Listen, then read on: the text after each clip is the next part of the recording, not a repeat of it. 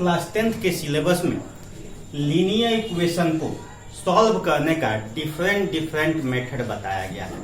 अब कौन कौन सा मेथड हमारे सिलेबस के अंतर्गत हमें स्टडी करना है जिससे कि बोर्ड के एग्जामिनेशन में क्वेश्चन आते हैं। तो देखिए हमने यहाँ लिखा है method of solving pair of linear equation in two variable, यानी कौन कौन सा मेथड का यूज करके हम लोग पेयर ऑफ लीनियर इक्वेशन को सॉल्व करते हैं। तो क्लास 10th के सिलेबस में हमें substitution method, elimination method, cross multiplication method और ग्राफिकल मेथड या ज्योमेट्रिकल मेथड को स्टडी करना है, क्योंकि यही 4 मेथड हमारे क्लास 10th के सिलेबस में है।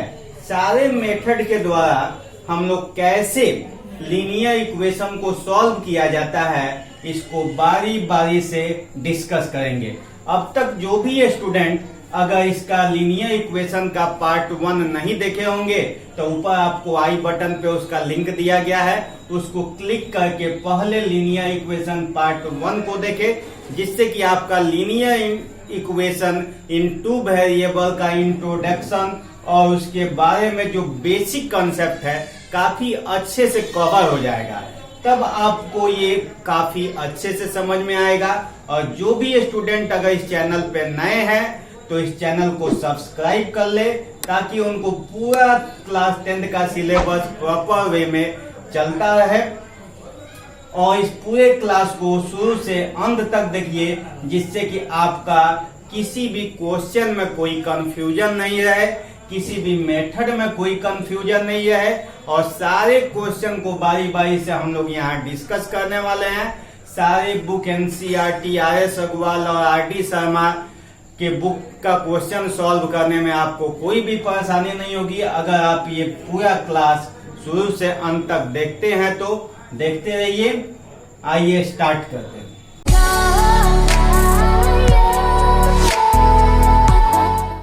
Welcome to my YouTube channel IWS1। तो आइए स्टार्ट करते हैं पेयर ऑफ लीनियर इक्वेशन को सब्स्टिट्यूशन मेथड के द्वारा कैसे सॉल्व किया जाता है, इसको सीखते हैं।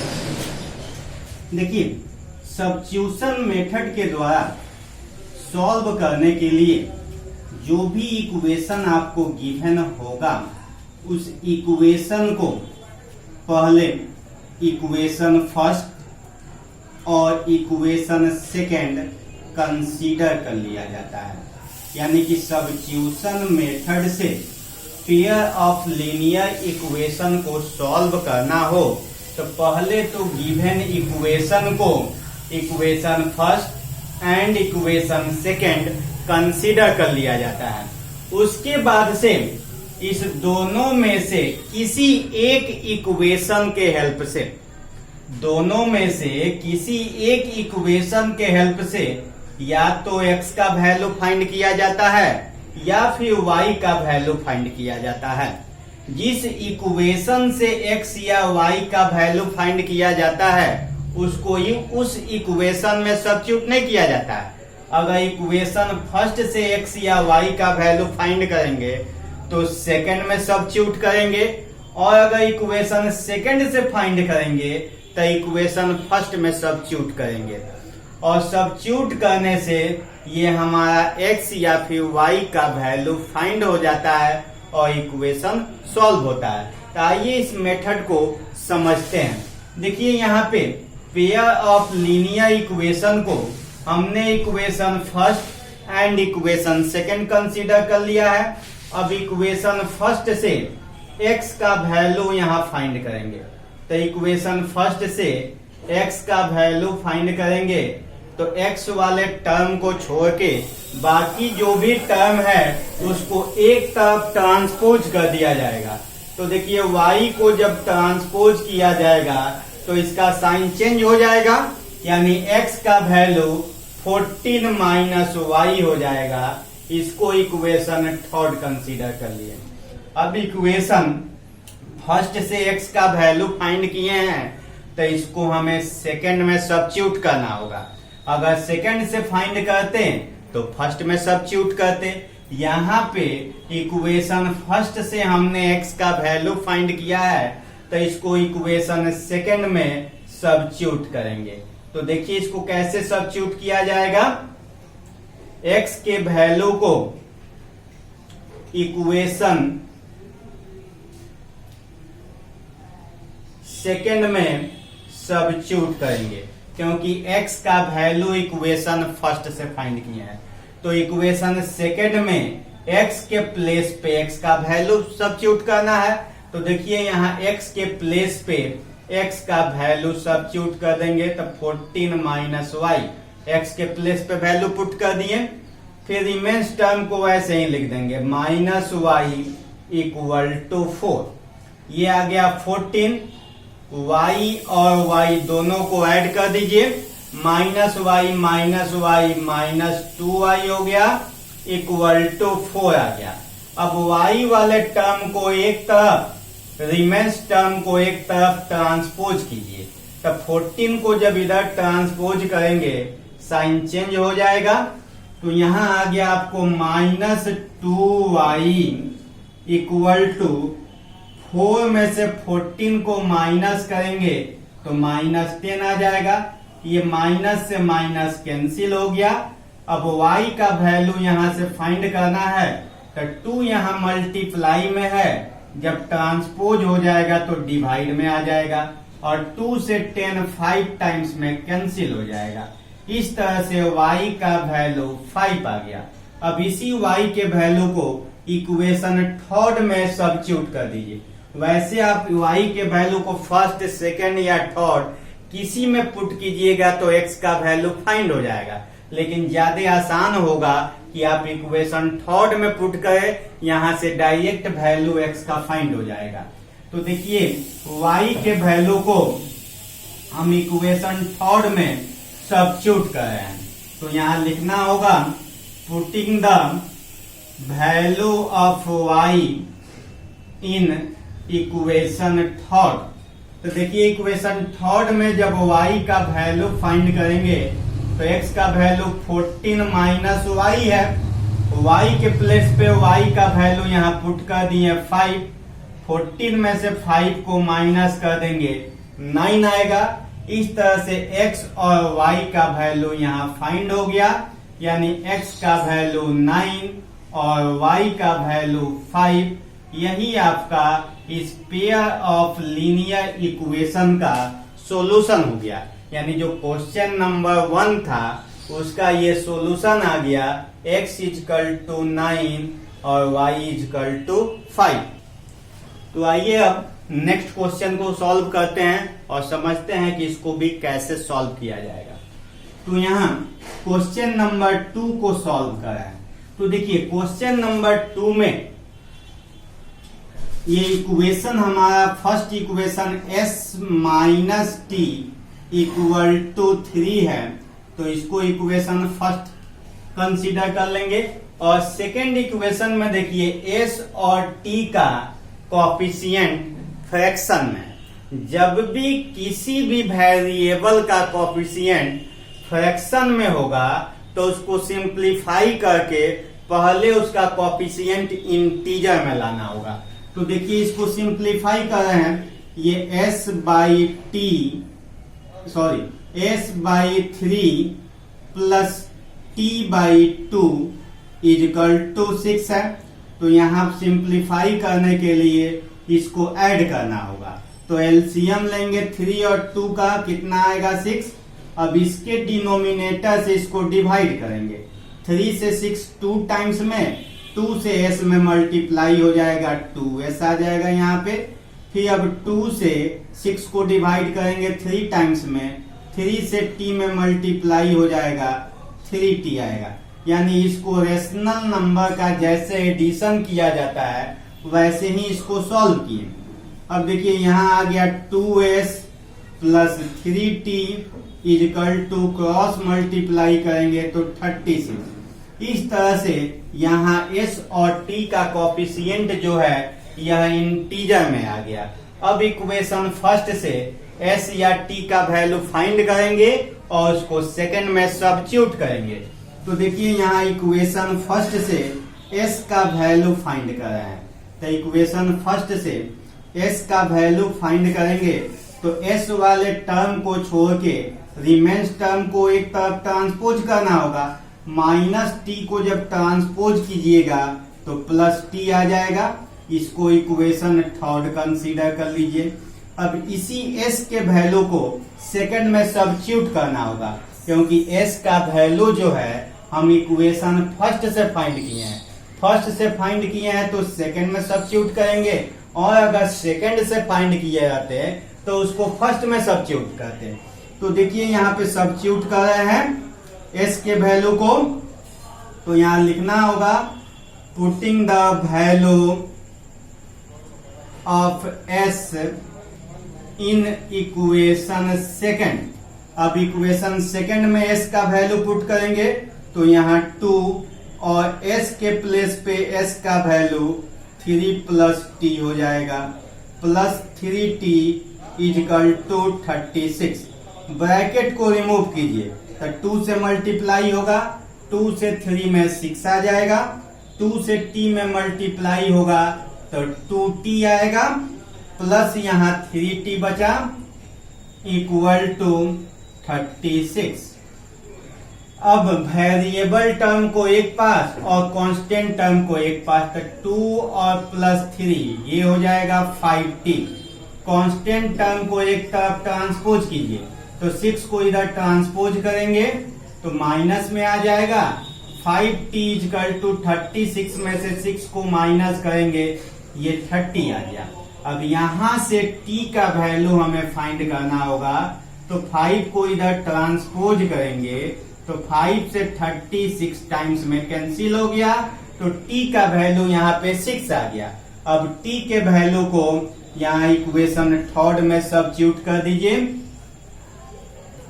तो यहाँ लिखिए putting the value of t in equation third. अब इक्वेशन थर्ड में t के वैल्यू को सब्स्टिट्यूट कर रहे हैं, तो t के प्लेस पे 6 था, 6 पुट कर दिए t के प्लेस पे तो 3 प्लस 6 9 आ गया।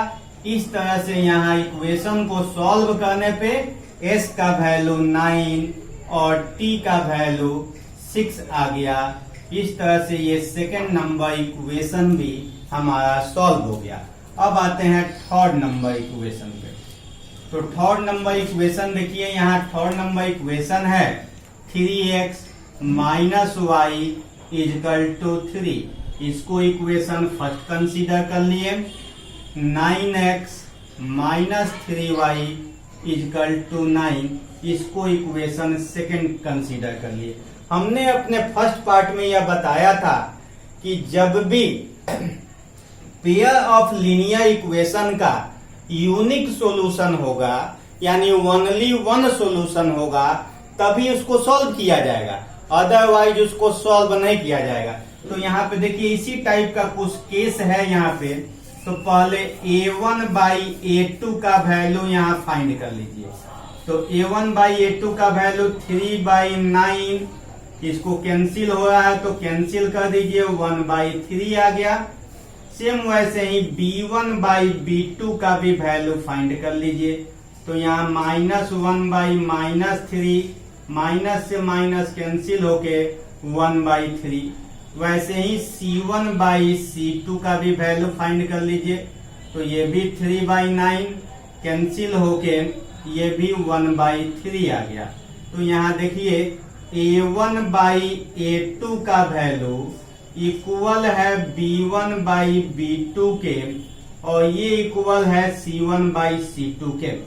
तो इसका इनफाइनाइट मेनी सॉल्यूशन होगा, यूनिक सॉल्यूशन इसका पॉसिबल नहीं है। यूनिक सॉल्यूशन होने के लिए हमने कंडीशन बताया था कि अगर a1 by a2 not equal to b1 by b2 होता तो पेयर ऑफ लीनियर इक्वेशन का यूनिक सॉल्यूशन होता। लेकिन यहाँ a1 by a2 b1 by b2 के इक्वल है, यानी यूनिक सॉल्यूशन इसका नहीं होगा। तो यहाँ लिखेंगे since system has system of equation has not unique solution. जब इसका यूनिक सॉल्यूशन नहीं होगा तो इक्वेशन को सॉल्व करने की आवश्यकता नहीं है, इतना ही पे इसको छोड़ देंगे। लिख दिए कि इसका यूनिक सॉल्यूशन पॉसिबल नहीं है, इसलिए इस इक्वेशन को सॉल्व नहीं करना होगा। अब हम लोग नेक्स्ट एग्जाम्पल देखेंगे और उसको भी समझेंगे। चलिए आते हैं नेक्स्ट एग्जाम्पल पे। नेक्स्ट एग्जाम्पल है हमारा 0.2x plus 0.3y is equal to 1.3। इसको इक्वेशन फर्स्ट कंसीडर कर लिए। Same 0.4x plus 0.5y equal to 2.3, इसको इक्वेशन सेकंड कंसीडर कर लिए। देखिए यहाँ पे जो वेरिएबल टर्म x और y है उसका कोफिशिएंट डेसिमल में है, तो चाहे तो आप डेसिमल को रिमूव करके भी सॉल्व कर सकते हैं, चाहे तो डेसिमल के साथ भी सॉल्व कर सकते हैं। तो जो भी गिवन इक्वेशन है उसको पहले equation first and second consider कर लिया गया। अब इक्वेशन फर्स्ट या सेकंड के हेल्प से x या y का वैल्यू फाइंड कर लीजिए। तो यहाँ पे हम इक्वेशन फर्स्ट से x का वैल्यू फाइंड कर रहे हैं। तो देखिए इक्वेशन फर्स्ट से x का वैल्यू जब फाइंड करेंगे तो x वाले टर्म को छोड़ के बाकी सबको एक साइड ट्रांसपोज करना होगा। तो y वाले टर्म को जब ट्रांसपोज करेंगे तो इसका साइन चेंज हो जाएगा। यहाँ से x का वैल्यू फाइंड कीजिए तो 1.3 माइनस 0.3y बाई, ये इंटू में है 0.2 तो यहाँ डिवाइड में आ जाएगा। ये इक्वेशन थर्ड हो गया। अब इसी x के वैल्यू को जो फर्स्ट से फाइंड किए हैं तो इसको सेकंड में सब्स्टिट्यूट कर देना होगा। तो देखिए सेकंड में इसको कैसे सब्स्टिट्यूट किया जाएगा।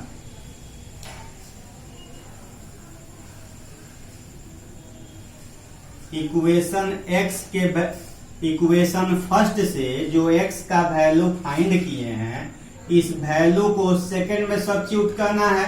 तो इक्वेशन सेकंड में x के प्लेस पे इस वैल्यू को सब्स्टिट्यूट कर दिए। 1.3 minus 0.3y by 0.2 plus 0.5y equal to 2.3। तो देखिए इससे ये 2 टाइम्स में कैंसिल हो गया। अब 2 से इस दोनों टर्म में मल्टीप्लाई, तो 2 से 1.3 में मल्टीप्लाई 2.6 आ गया। 2 से 0.3 में मल्टीप्लाई 0.6y आ जाएगा प्लस 0.5y इजकल टू 2.3। अब वेरिएबल टर्म को एक पास और कांस्टेंट टर्म को एक तरफ, तो 0.6 में से 0.5 को माइनस कीजिएगा तो 0.1y आ गया। यहाँ पे बचा है 2.3। 2.6 को जब ट्रांसपोज करेंगे तो साइन चेंज हो जाएगा, यानी माइनस का साइन आ जाएगा। यहाँ minus 0.1y equal to minus 0.3 आ गया। माइनस से माइनस कैंसिल, यहाँ से y का वैल्यू फाइंड कर लीजिए तो 0.3 बाई 0.1, पॉइंट से पॉइंट कैंसिल, यानी y का वैल्यू 3 आ गया। अब इसी y के वैल्यू को इक्वेशन थर्ड में सब्स्टिट्यूट कर दीजिए। तो यहाँ लिखिए putting the value of y in equation third. तो देखिए इक्वेशन थर्ड में जब y का वैल्यू फाइंड करेंगे, y का वैल्यू यहाँ पुट करेंगे तो 1.3 माइनस 0.3 इंटू y के प्लेस पे y का वैल्यू 3 पुट कर दिए बाई 0.2 आ गया। तो ये 1.3 माइनस 0.9 बाई 0.2, जब सब्ट्रैक्ट करेंगे तो ये 0.4 आ जाएगा। 0.4 0.2 से 2 टाइम्स में कैंसिल हो जाएगा। इस तरह से इस इक्वेशन को सॉल्व करने पे x का वैल्यू 2 और y का वैल्यू 3 आ गया। यही हमारा इस पेयर ऑफ लीनियर इक्वेशन का सॉल्यूशन होगा।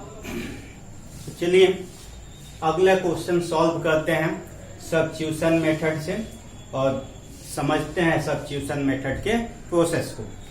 तो देखिए हमने सब्स्टिट्यूशन मेथड से सॉल्व करने के लिए बताया था कि पहले तो पेयर ऑफ इक्वेशन को equation first and second consider कर लिया जाता है, फिर किसी एक इक्वेशन से x या y का वैल्यू फाइंड किया जाता है। तो देखिए यहाँ इक्वेशन फर्स्ट से x का वैल्यू फाइंड करेंगे। x का वैल्यू जब फाइंड करेंगे तो x वाले टर्म को छोड़ के बाकी रिमेन्स टर्म को इधर ट्रांसपोज कीजिएगा, तो y वाला टर्म ट्रांसपोज कीजिएगा तो साइन चेंज हो जाएगा, यानी -√3y आ जाएगा। यहां से x का वैल्यू जब फाइंड कीजिएगा तो -√3/√2y, ये इक्वेशन थर्ड हो गया। इक्वेशन फर्स्ट से x का वैल्यू फाइंड किए हैं तो उसको इक्वेशन सेकंड में सब्स्टिट्यूट करना होगा, क्योंकि जिस इक्वेशन से x या y का वैल्यू फाइंड किया जाता है उसको उस इक्वेशन में नहीं रखा जाता है बल्कि दूसरे इक्वेशन में रखना चाहिए। तो यहाँ पर इक्वेशन सेकंड में x का वैल्यू पुट करेंगे, तो यहाँ लिखना होगा putting the value of x in equation second. तो देखिए इक्वेशन सेकंड में x का जब वैल्यू पुट करेंगे तो √3 इंटू एक्स के प्लेस पे x का वैल्यू आ गया √3/√2y -√8y इजकल टू 0। √3 से √3 में मल्टीप्लाई तो -3/√2y -√8y इजकल टू 0। देखिए इसमें y को कॉमन ले लीजिए, y को जब कॉमन लीजिएगा तो -3/√2 -√8 इजकल टू 0।